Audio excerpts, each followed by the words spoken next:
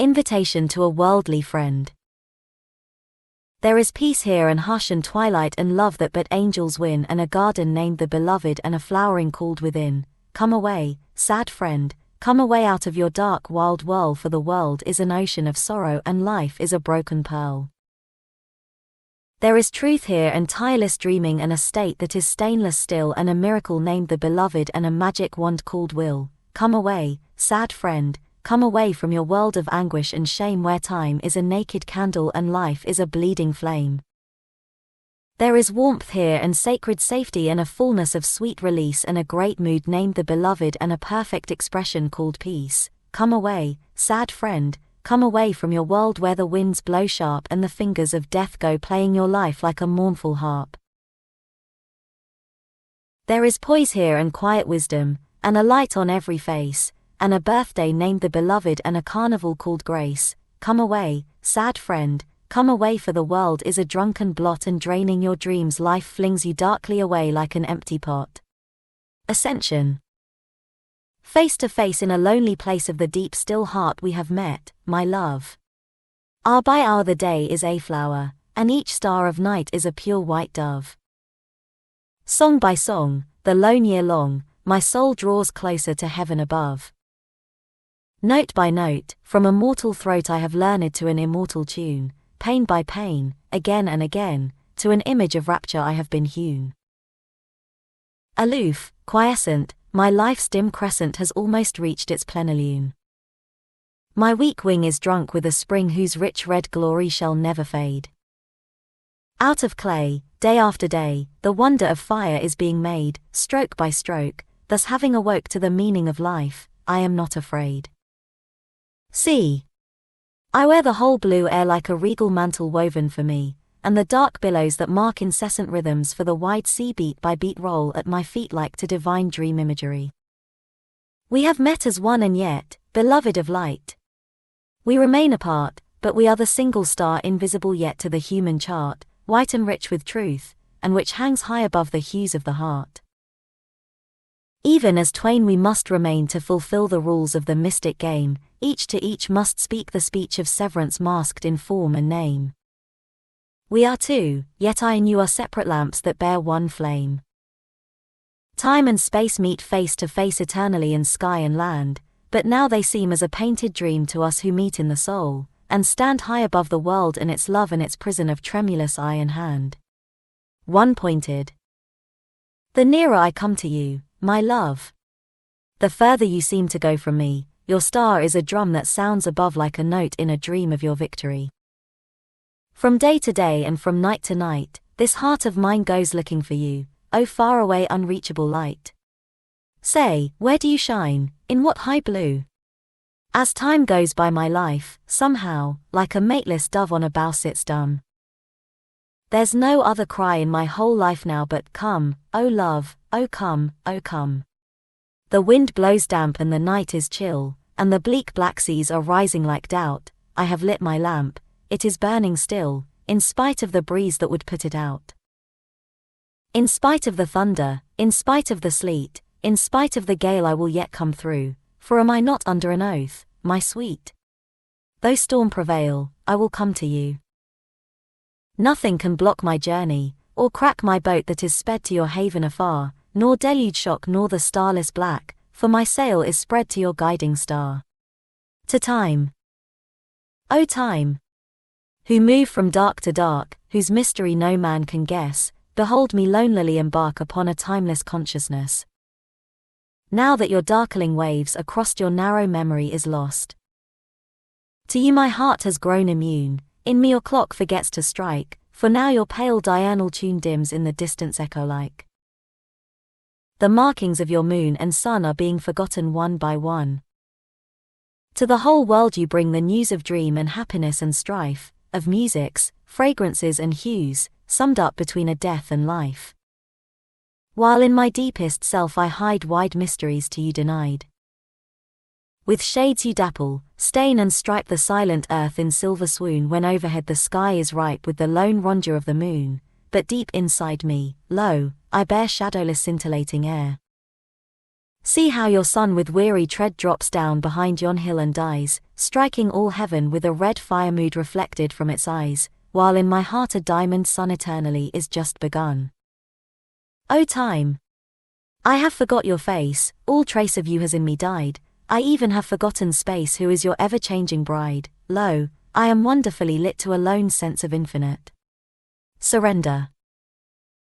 You have shot me, and I go straight across the worlds and bear the fire message of your bow quivering through the cloudy air. For your bow is deftly wrought to a curve surpassing thought, and the dart it speeds along is a happy dart of song. You have struck me on your drum to a brave determined note, which vibrates, I come o'er the centuries afloat. And the resonance of it correspondingly is lit in the firmament to round twinkling images of sound. You have held me like a cloud in your sky of conscious sleep and have felt extremely proud to behold me in the deep concave of the precious light flooded into seared sight, tranquil, voiceless, poised and keen, like a mood of scene unseen. You have sent me like a beam through the blackness of the night from the lighthouse of your dream overseas that asked for light, yet, in severance, have I still been connected with your will, always borne the deathless stamp of true oneness with your lamp. The death of time. Time weighs no longer anywhere with dark monotony of hours, days are red roses in your hair and nights are bluely burning flowers.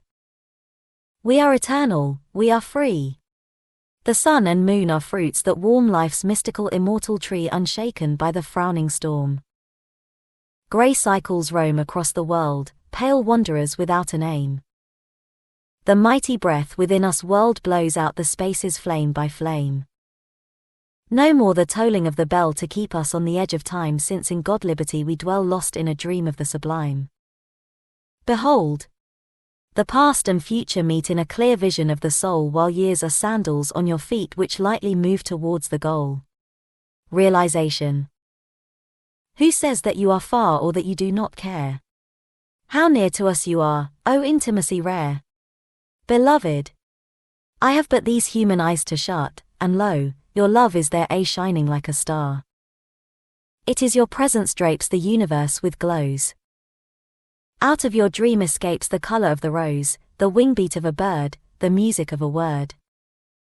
A universe of shapes is born of your repose.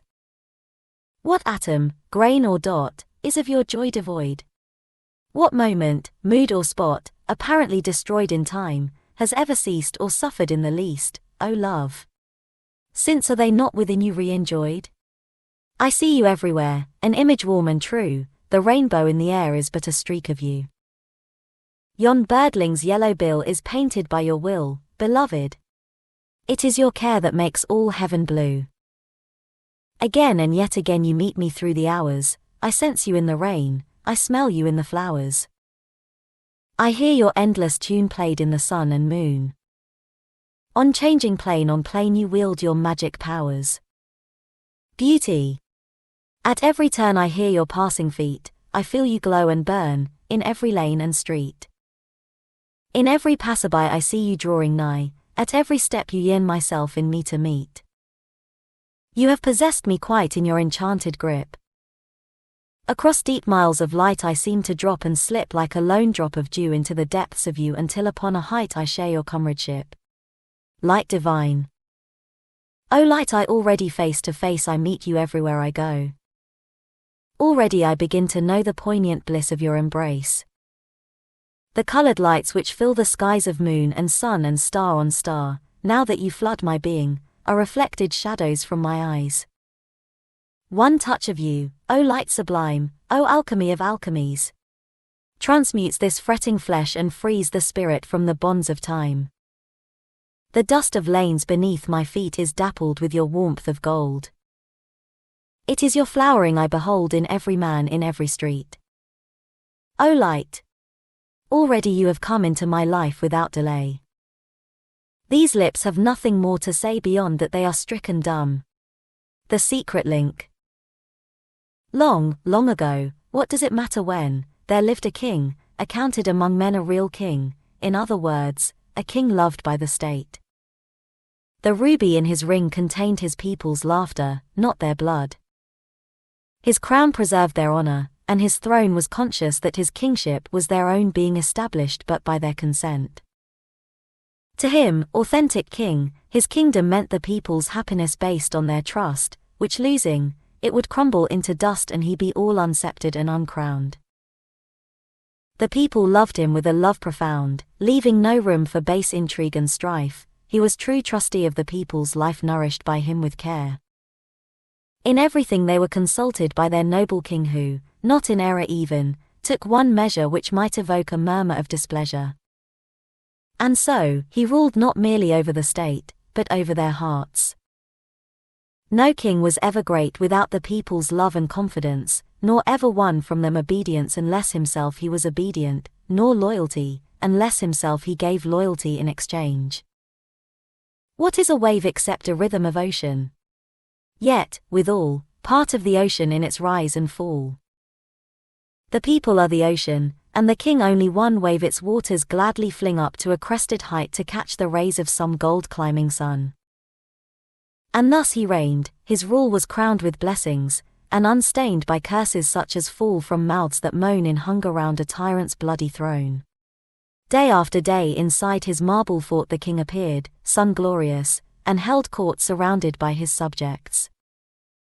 Each complaint was heard and helped. Was he a man or saint?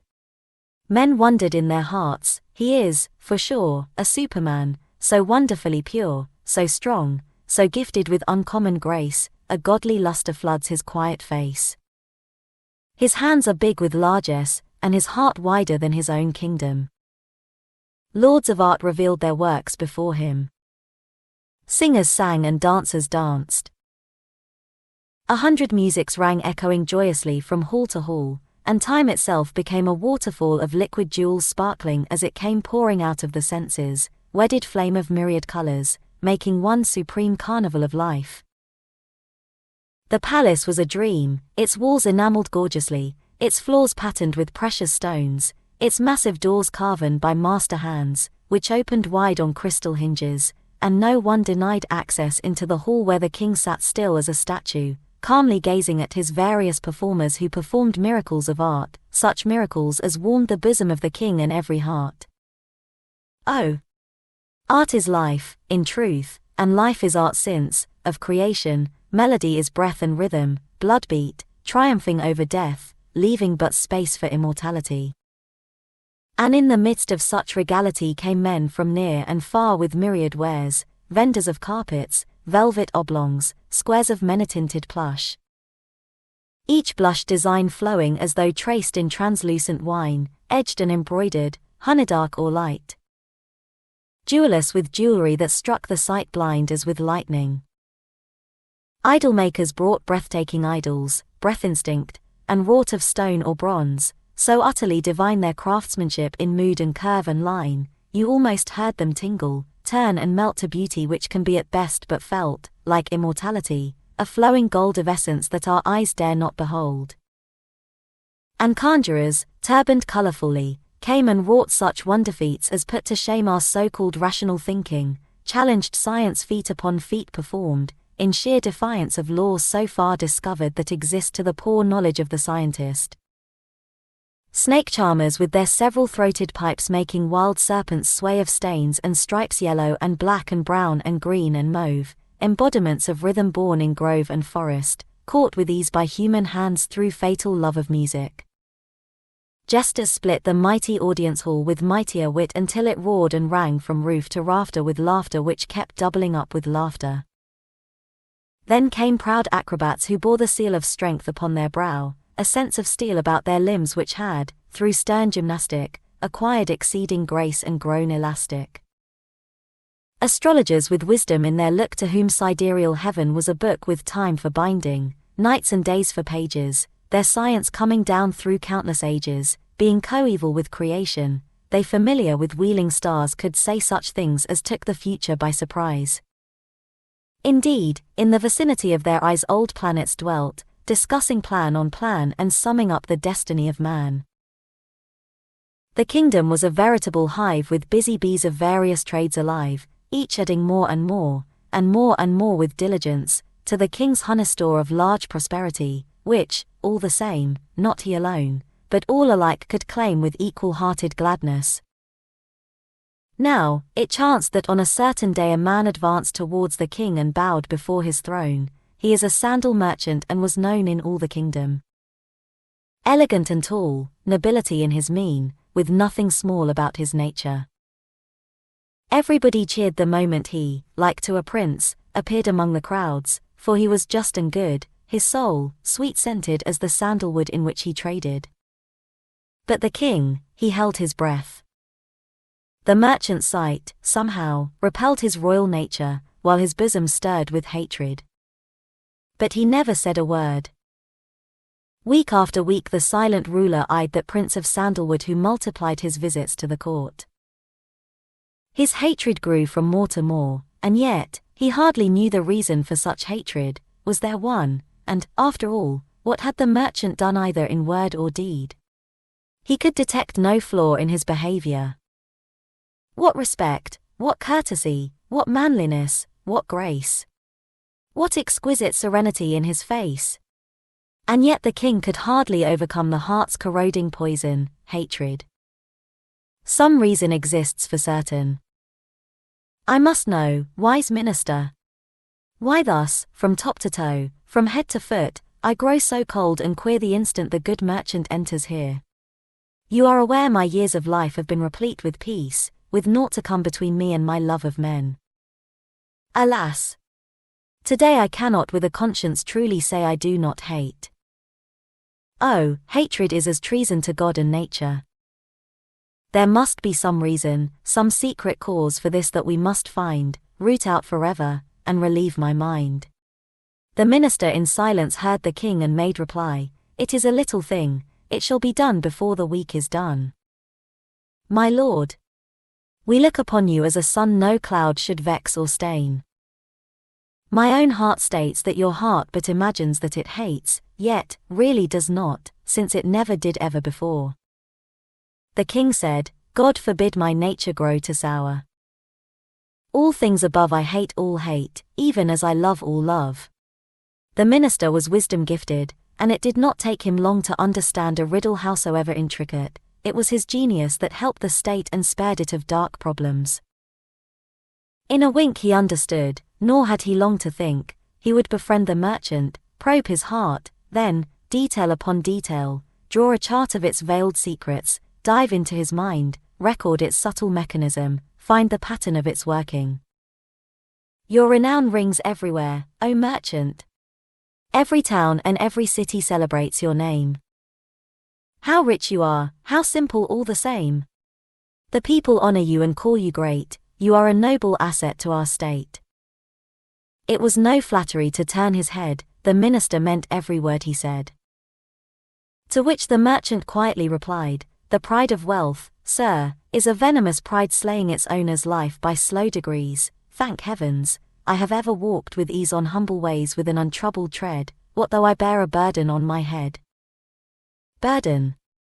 Uncommon is the trade I ply, I deal in wood few can afford to buy, I talk of sandalwood, the rarest since creation. Yes, indeed, I am a prince of sandal forests. Yet, my hands are bare, my wealth imprisoned in yon trees that stare frowningly at me, but I let them frown. A day will come when I will hew them down, yea, precious sandal trees, mile upon mile of forest for the royal funeral pile, and then alone my sandalwood will find fit value and spread odors on the wind. The minister returned unto the king and said, It is the closing time of spring, soon shall we have to face a scorching summer. My lord, I think there is no thought welcomer than to construct a palace, which we should, a precious summer one of sandalwood, red sandalwood and white, so be it willed our royal masons shall begin to build a palace such as will delight our hearts and stand completed ere the summer starts. The king consented, and the merchant sold whole forests of the wood for as much gold as weighed against it on the royal scales. Oh, such a deal it was, as fairy tales could scarcely dream of. Then day after day the palace rose in height in the strange way an image rises silently and seems moulded out of the very stuff of dreams. And once the deal was done, the royal brow shook off its cloud, the king was happy now, his heart unburdened of all bitterness towards the merchant. Yet, he could not guess the hidden reason for the sudden change, the mystic transformation swift and strange effected without effort. The king swore it was a miracle and nothing more, and, surely, nothing less. His bosom swelled with heavenly calm, he was no more repelled by him, the merchant, as he used to be. "Pray, minister, what is the mystery behind it?" asked the king in wonderment.